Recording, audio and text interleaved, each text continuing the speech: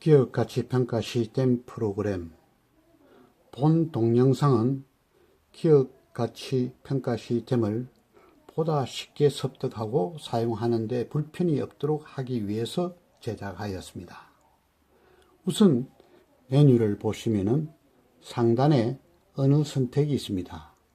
한국어, 영문, 중문. 이 언어 중에서 선택을 하면 모든 프로그램과 용어가 해당 언어로 바뀝니다. 이 시스템은 국제화를 대비하여 국제적인 언어로 전환이 가능하도록 설계되었습니다. 그러나 본 책자와 시중에 배포되는 가치평가 투자비법의 모든 프로그램은 국제적인 버전이 탑재되지 않았습니다. 국제적인 버전은 필요하신 분이 요청하시면 별도로 제공해 드리겠습니다. 그리고 아래를 보시면은 그린 색깔로 두 개의 박스가 있습니다. 하나는 비번이고 하나는 사용자 이름을 등록하는 것입니다. 이 시스템은 프로그램을 구매하셨을 때 비번과 사용자 이름을 등록하시어 사용하시게 되어 있습니다. 그러면은 본 프로그램에서 열거되어 있는 10가지 항목에 대해서 말씀드리겠습니다. 본 메뉴에 보시는 바와 같이 10가지 항목으로 구성되어 있습니다. 한번 읽어보겠습니다. 기업가치평가 이론, 비평가업체 요약 입력, 비평가업체 요약표, 기업가치평가를 위한 기본정보 입력, 본질적인 기업가치평가, DCF 가치평가, 에비타 가치평가, 청산가치평가, 가치평가 보고서, 저장과 복구 10가지로 구성되어 있습니다. 각 항목별, 장별 오른쪽에 표시되어 있는 화살표는 바로 클릭만 하면은 해당하는 장이나 페이지로 이동이 가능합니다. 그러면은 하나씩 살펴보기로 하겠습니다. 우선 기업가치평가의 이론부터 살펴보겠습니다. 화살표를 클릭해 보면은 기업가치평가에 대해서 총체적으로 이론과 배경을 설명해 놓았습니다. 본 내용은 모두 가치평가와 투자비법 책에 있는 내용과 같거나 유사하기에 책을 가지고 계신 분은 책에서 찬찬히 공부해 주시기 바랍니다. 왼쪽 상단에 보면 화살표가 있습니다. 이 화살표를 클릭하시면 메뉴로 들어가는데 모든 장과 모든 페이지는 왼쪽 상단에 화살표가 있으니 유의하시어 클릭하시면 메뉴로 이동이 됩니다. 그러면은 다음 비평가업체 요약 입력을 클릭해 보겠습니다. 비평가업체 요약에는 모든 업체의 기본 정보가 일목요연하게 열거되어 있고 무엇을 입력해야 하는지 사용자가 쉽게 알 수가 있는 바 그린 색깔이 있는 곳에만 요구 정보를 입력하면 됩니다. 특별히 주지하고자 하는 것은 양식 하단에 여기 전문위원 성명란이 있습니다. 일종의 심사자이죠. 이 사람은 사용자가 등록된 사용자 이름이 자동으로 나오게 되어 있습니다.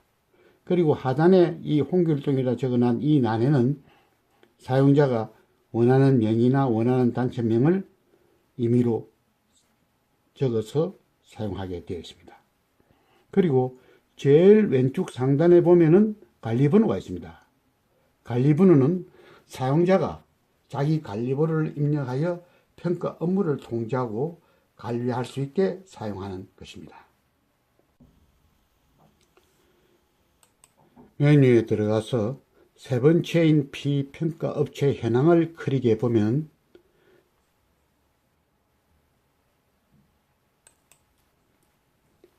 전장의 비평가 업체 입력 페이지와 동일합니다.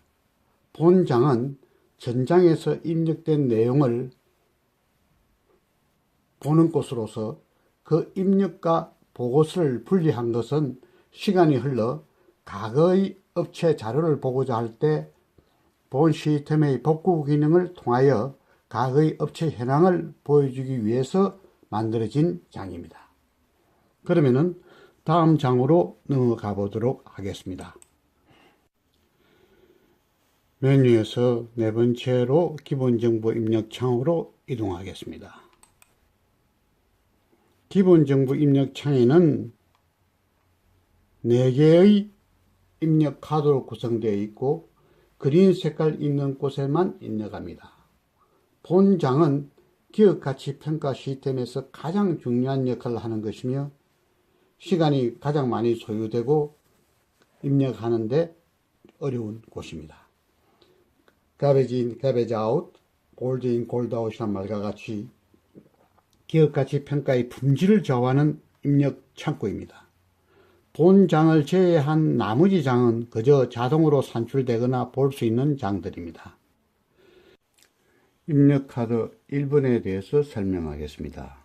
1번은 가치평가를 위한 회사의 기본 정보입니다. 여기 보시는 바와 같이 계획시장연도, 통화단위, 통화 업종이 있습니다. 계획시장연도는 통상 마감연도 다음의 계획시장연도를 말씀하는 것입니다. 마감연도가 있으면 그 다음해를 입력시키는 겁니다. 통화단위는 그리 가시면은 1,000원, 100만원 이런 선택을 할 수 있게 되어 있습니다. 통화는 원, 달러, yen, RMB 원하는 대로 선택을 할 수 있게 됐습니다. 제조업은 제조업, 비제조업으로 구분되어 있습니다. 향후 본 시스템을 보다 세밀히 세분하여 업종별로 특화된 시스템으로 업그레이드할 예정입니다. 여기 연도별 가중치가 있습니다. 연도별 가중치는 가치평가에서 연도별로 얼마나 더 비중을 둘 것이냐는 것을 표시하는 것으로서 통상 과거와 현재 연도는 비중이 높고 미래 연도는 비중이 낮게 하는 것이 일반적입니다. 왜냐하면 과거는 사실이고 미래는 추정치, 불확실한 관계이기 때문입니다. 자산가치와 수익가치 가중치 입력은 보시는 바와 같이 2대 3으로 되어 있습니다. 자산가치가 2, 수익가치가 3. 이는 이론적으로 일반적으로 가치평가에서 권하고 있는 비중 가중치입니다. 그대로 사용하셔도 무방합니다. 카드 2번을 말씀드리겠습니다. 기업가치 정보로서 보시는 바와 같이 내용이 형성이 되어 있습니다. 여기서 주지할 것은 자본 환원율 배수입니다. 자본 환원율이라는 것은 정기예금의 몇 배수냐, 즉 정기예금의 몇 배수냐에 따라서 자본 환원율로 가지고 본질적인 기업가치 평가를 산출하는데 필요한 팩터입니다. 자본 환원율 배수는 일종의 가치평가에서 기대하는 수익률과도 비슷한 뜻을 가지고 있습니다. 다음 할인율에 대해서 말씀드리겠습니다. 할인율은 몇 프로다 하고 정할 수는 없습니다. 그러나 일반적으로 할인율은 대출 금융권의 대출 이자율을 중심으로 기업이 우량기업이고 안정적인 기업일 경우는 낮아지는 경향이 있고 불량기업이나 위험도가 높은 기업은 할인율이 높습니다. 따라서 할인율이 높다는 것은 기업가치평가액이 적어지고 할인율이 적다는 것은 기업가치평가액이 높게 나오는 결과가 됩니다. 에비타 평가 배수는 에비타 가치평가에 아주 영향력이 큰 팩터입니다. 일반적으로 에비타 가치평가는 4에서 10배수 범위 내에서 정하여지는 것이나 특이한 경우는 20배수까지 가는 경우도 있습니다. 이는 오로지 심사자가 시장과 기준회사 여러 가지 팩터를 가미하여 자신의 경륜과 경험과 지식으로서 적절하게 가치 평가 배수를 정하여야 될 것입니다. 여기 자본 비용은 하살표가 있는 자본 비용은 WACC Weighted Average Capital Cost로서 가중평균 자본 비용을 말하는 겁니다. 여기를 클릭하시면은 가중평균 자본 비용의 내용이 어떻게 가중평균 자본 내용을 만들어진다는 그 과정을 상세하게 설명이 되어 있습니다. 이 설명은 구두로 설명하는 것을 여기서 생략하겠습니다. 단지 여러분이 이 과정을 따라가면은 적합하고 정확한 가중평균 자본 비용을 산출할 수가 있습니다. 다시 원점에 들어가서 보시면은 투자 계획이 있습니다. 카펙스 투자 계획이라는 것은 투자는 기업의 기회이자 위험입니다. 그리고 이 투자는 기업의 재무 구조와 현금 흐름에 큰 영향을 주고 기업의 미래에 직접적인 영향을 주기 때문에 향후 5년간 평가회사의 투자 계획은 어떻게 될 것인가를 조사를 하여 입력시키는 것입니다. 다음 카드 3에 대해서 말씀드리겠습니다. 카드 3은 재무제표 정보 입력과 상대가치 평가를 위한 유사회사 정보입니다. 유사회사의 정보, 상장회사가 아니고 비상장 중소기업 혹은 소기업의 기준회사나 유사회사의 정보를 찾기라는 것은 쉽지가 않습니다. 극히 어렵지만은 상대가치 평가를 위해서는 본 정보가 필요합니다. 그러나 만일 상대가치 유사회사의 정보가 획득이 불가능할 때는 입력을 안 하더라도 가치평가는 할 수는 있습니다. 나오기는 하지만은 상대가치를 반영하여 적합하게 산출하기는 것은 약간의 어려운 점이 있을 수가 있습니다. 다음 재무평가회사의 재무제표를 입력한다는 보시는 바와 같이 빨간색 주사위입니다. 여기 빨간색 주사위를 누르면은 손익계산서로 들어가고 재무상태표를 누르면은 재무상태표가 나옵니다. 여기 보시는 바와 같이 우리가 손익계산서를 누르면은 여기는 지금 6개년 손익계산서가 나와 있습니다. 즉 말하자면은 5개년 손익계산서를 한 거는 미래 5개년 손익계산서고 2017년도 마감된 연도와 앞으로 향후 5개년도를 말씀드리는 겁니다. 여기 보시면은 일반 손익계산서 양식과 약간 틀립니다. 여기에 매출원가가 재료비, 직접임금비, 간접임금비, 감가상각비, 제조경비, 운반경비, 감가상각경비 해가지고 세분하게 표시되어 있습니다. 이는 일반적인 손익계산서가 원가 개념이 부족하고 원가를 제대로 알 수 없는 그러한 불편한 점을 가미하기 위하여 불편한 점을 보완하기 위해서 원가 계산서의 내용이 가미된 새로운 손익계산서 양식입니다. 여기에 그린 색깔 있는 부분에만 입력을 시켜주면 됩니다. 미래의 손익계산서 내용을 어떻게 입력할 것이냐, 이는 여러분이 사용자가 추정하여 입력할 수밖에 없지만은 이 미래의 손익계산서 재무제표를 추정하는 시스템은 별도로 BPM이라는 프로그램이 제공되고 있습니다.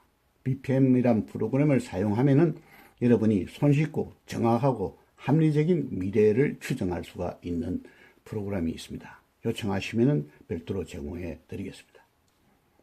다음 재무상태표를 클릭을 하면은 재무상태표도 똑같은 6년간의 계획입니다. 6년간의 재무상태표고 실적과 추정이 나와 있습니다. 여기 그린 색깔 부분에 있는 부분에 입력을 하시고 계정 과목은 이렇게 열거되어 있지만은 실제로 기업마다 계정 과목이 약간 틀릴 수가 있고 배열이 약간 틀릴 수가 있습니다. 기업의 업종과 특성에 따라서 요 계정 과목은 변동이 안 되게끔 설정되어 있으니까 만일에 여기 평가하는 회사의 계정 과목이 여기에 예시된 것과 틀렸을 경우는 유사한 계정 과목에 입력을 시키거나 합산하여 입력시키기 바랍니다. 물론 여기에 미래의 대차조표를 추정한다는 것은 재무상태표를 추정한다는 것은 어려운 점이 있으나 이것도 BPM이라는 별도의 시스템을 활용하면 쉽게 작성하고 정확하고 합리적인 산출이 가능합니다. 청산가치평가에 대해서 말씀드리겠습니다. 카드 4번은 청산가치입니다. 청산가치는 자산의 진실성, 부실자산 여부를 파악하는 것으로서 현재 청산가치하는 기업이 자산이 시중에서 어떻게 평가되는가를 알 수 있게끔 하는 겁니다. 여기 보시는 바와 같이 시장 가격이 장부 가격 대비 토지는 몇 %로 할 수 있는가, 시장 가격이 장부 가격 대비 건물 구축물은 몇 %를 해소할 수 있는가 라는 식의 질문이 있습니다. 여기서 특이할 사항은 토지를 제외하고는 거의 자산 가격이 장부 가격에 못 미칩니다. 어떤 데는 20% 미하로 떨어질 때도 있다는 것을 생각하시면 됩니다. 마지막에 회장 및 대표자 비용 조정란이 하살표가 있고 여기는 클릭하면은 들어갈 수 한번 클릭해 봅시다. 회장 및 대표자의 비용 조정. 오나 회장과 경영진 구조 조정 절감액이라는 것은 청산하는 기업에 그 오나나 대표자가 얼마의 비용을 매년 지출했는가 하는 것을 집계내는 것입니다. 이 비용이 많을수록 향후 이 회사를 인수하는 회사의 입장에서는 원가 절감을 할 수 있는 항목이기 때문에 청산회사의 오나회장과 경영진의 구조조정을 위해서 이러한 그 사람들이 선 비용을 집계를 내어서 청산가치평가에 반영시키는 방법이 권고되고 있습니다. 이제 메뉴에서 본질적인 기업가치평가에 들어가 보도록 하겠습니다. 본질적인 기업평가 방식은 상속정여세법에서 활용이 됩니다. 연도로 보시면은 2016년도부터 시작해서 2022년도 7개 연도로 형성이 되어 있습니다. 여러분이 아시다시피 우리는 입력카드에서 6개 연도만 입력을 하였는데 1개 연도가 과거 1개 연도가 더 요구될 시는 여기에 그린 칼럼 있는 곳에다가 과거 연도의 데이터를 입력을 해 주어야 됩니다. 평가 방식에는 최근 3년간 기업가치평가, 미래 5년간 기업가치평가, 평균 기업가치평가가 있습니다. 최근 3년간은 과거 2개 연도와 플러스 내년도, 미래 5년도 기업가치평가라는 것은 내년도와 플러스 미래 4개년도, 평균 기업가치평가라는 것은 이 두 가지 평가 방식을 합산하여 평균된 가치평가입니다. 가치평가를 어느 방식으로 택할 것인가는 심사자가, 평가자가 시장과 평가 목적과 업종에 따라서 현명하게 선택을 하면 됩니다. 혹은 세 가지 평가 방식을 모두 다 인용하는 수도 있습니다. 아래에 있는 빨간 글씨체로 서여지가 있는 주석은 자동으로 시스템에서 형성되는 것으로서 일종의 본질적 평가 방식에 대한 결론을 주석으로 달아놓았습니다. 다시 메뉴로 들어가 보겠습니다. 이제 DCF 가치평가로 들어가 보도록 하겠습니다.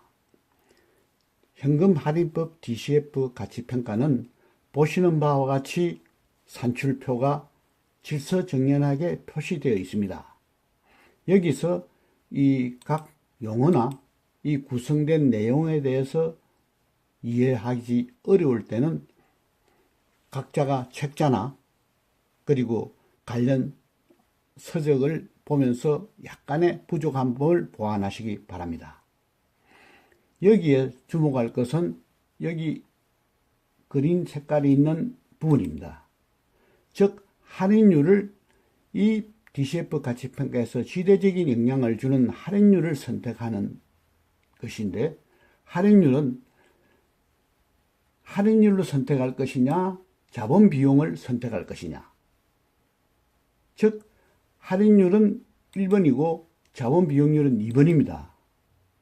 여기서 1을 할 것이냐 선택되는 1이나 2를 입력을 합니다. 만일에 자본 비용률을 했을 경우는 DCF 기업 가치평가액은 낮아집니다.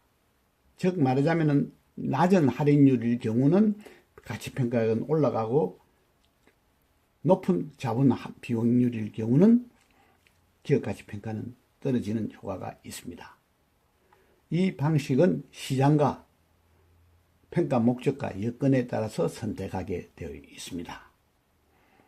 아래층 노란 박스에 있는 내용은 시스템에서 이 평가 방식의 결론을 유출하여 적어 놓은 것입니다. 그러면 다시 메뉴로 들어가겠습니다. 에비타 가치평가로 들어가 보겠습니다.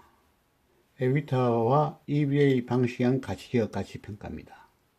보시는 바와 같이 에비타 가치평가는 에비타 평균 기업가치, 각 연도별로 평균한 기업가치평가가 있고 최종연도를 중심으로 한 평균 기업가치가 있습니다.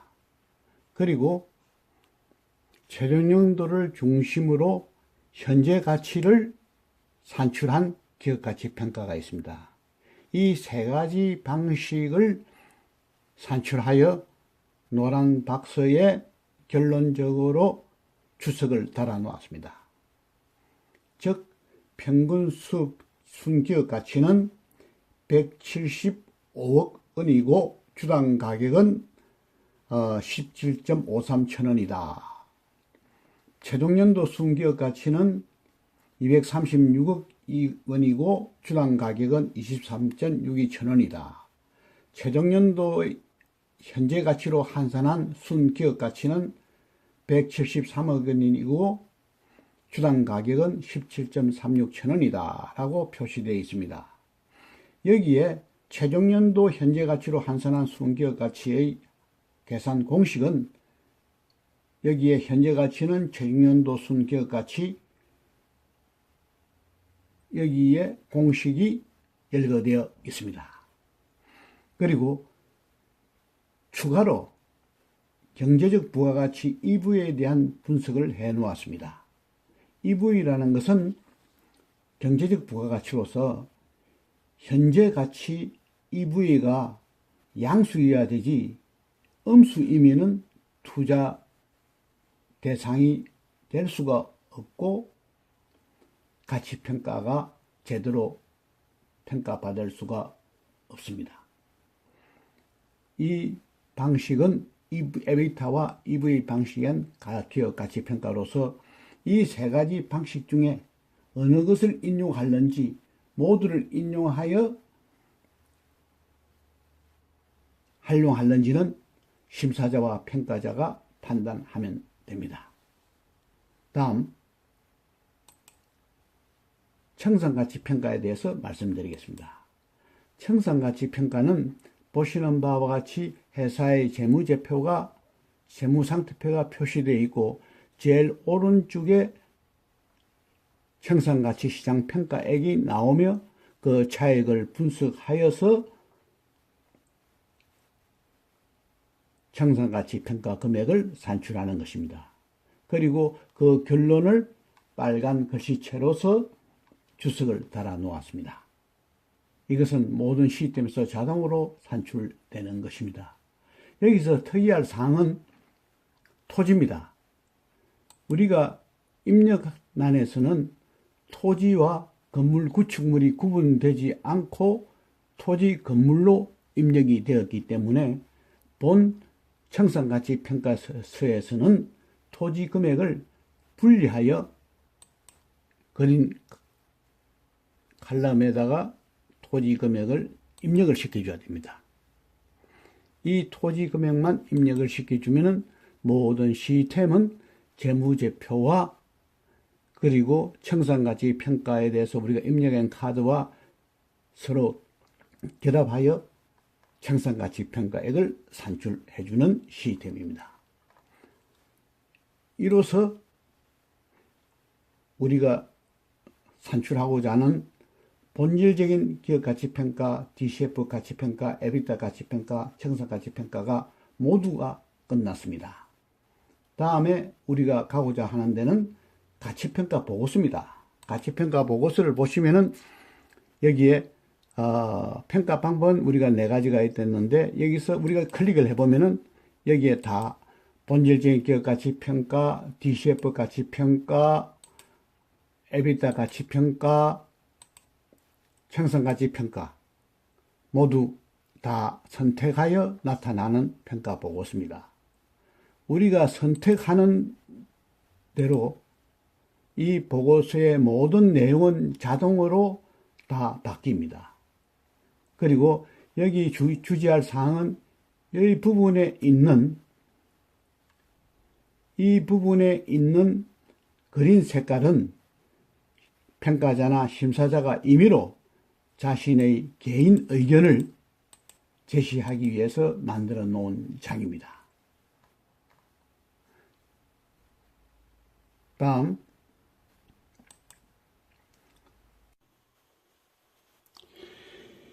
이제 저장과 복구의 기능에 들어가 보겠습니다. 보시는 바와 같이 저장 지침과 복구 지침이 있습니다. 저장 지침에 대해서는 안내가 되어 있습니다. 복구 지침도 안내가 되어 있습니다. 여기서 주의하실 사항은 1번 나는 현재 입력이 완료되었거나 현재 작업을 하고 있는 칼럼입니다. 완료된 1번에 있는 모든 데이터를 복사를 하여 원하시는 저장 번호에다가 붙여넣기로 하면 됩니다. 이 붙여넣기 하는 저장 공간은 보시는 바와 같이 30개가 있습니다. 즉 30개 회사나 30개의 프로젝트를 저장할 수 있다는 뜻입니다. 유념 사항은 복사를 할 적에 복사를 하고 붙여넣기 할 때는 필히 절대값으로 붙여넣어야 됩니다. 절대값으로 붙여넣지 않으면 저장되는 데이터가 향후에 변할 수가 있기 때문에 필히 절대값으로 저장하기를 바랍니다. 만일에 30개까지 다 저장을 했을 경우는 새로이 저장할 때는 부족한 것은 불필요한 부분은 지우고 그 위에 다시 겹쳐서 복사를 시키면 됩니다. 그래도 부족할 경우는 새로 복사를 떠서 프로그램을 새로이 가동시키는 방법이 있습니다. 복구 지침은 저장된 것은 자동적으로 저장 기록부에 나타납니다.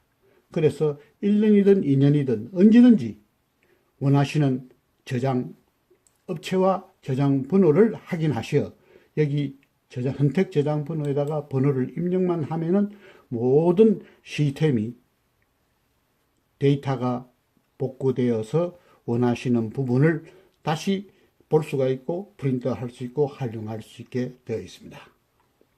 이로써 가치평가와 투자법의 기업가치평가 시스템 프로그램은 모두 설명을 마칩니다. 이 프로그램 사용법은 간단히 설명해 드렸지만 만일에 미심쩍고 부족한 부분은 언제든지 의문이 있을 때는 co-pita@다음네트로 연락해 주시면 성실히 답변해 드리겠습니다.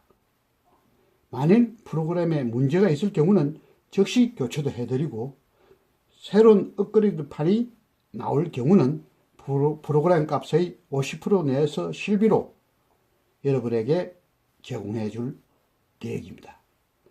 감사합니다. 잘 활용하셔 요긴하게 사용하시기 바랍니다. 감사합니다.